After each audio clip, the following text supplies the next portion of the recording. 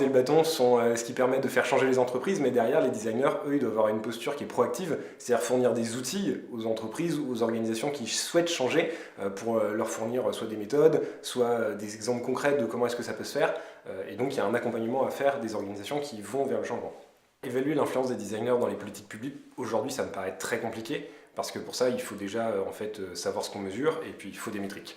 En fait, il faudrait déjà être d'accord sur ce qu'on veut mesurer, et ensuite comment on va le mesurer. Et donc ça, aujourd'hui, c'est extrêmement varié, parce que l'impact des designers, il peut aussi bien se faire à une échelle très locale sur un service, sur une fonctionnalité précise, aussi bien qu'il peut avoir attrait à tout le système sur lequel est basé le service, que ce soit le modèle économique, etc. Donc en fait, aujourd'hui, c'est extrêmement compliqué d'avoir, de pouvoir mesurer l'impact des designers.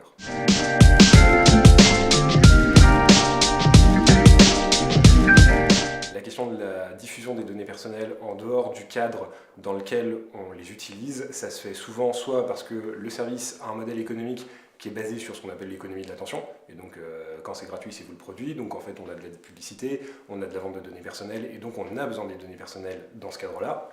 Et puis, sinon, dans l'autre cas, quand c'est un service public qui va être derrière le service proposé, et bien la diffusion des données personnelles, elle peut se faire si l'enjeu de captation des données n'est pas clairement défini dès la base, et si on ne sait pas pourquoi on va utiliser ces données dès la conception du service. Et en fait, c'est là qu'arrive la notion d'ethics by design, en disant que le service, il est éthique, il sait exactement ce qu'il va faire si dès la conception on a réfléchi aux impacts qui vont être ceux du service. Aujourd'hui, je pense qu'en fait les décideurs de politique publique sont en train de comprendre que les enjeux du numérique, notamment, ne sont pas uniquement liés à la question des données personnelles. Aujourd'hui, les politiques publiques, les décideurs politiques sont en train de se rendre compte qu'il y a d'autres enjeux qui viennent jouer sur ces questions de liberté publique dans le numérique. Il y a toutes les questions de persuasion, il y a toutes les questions d'attention, il y a toutes les questions d'accessibilité au numérique. Et donc, en fait, il faut juste comprendre que le numérique, ça ne se réduit pas à une question de données personnelles.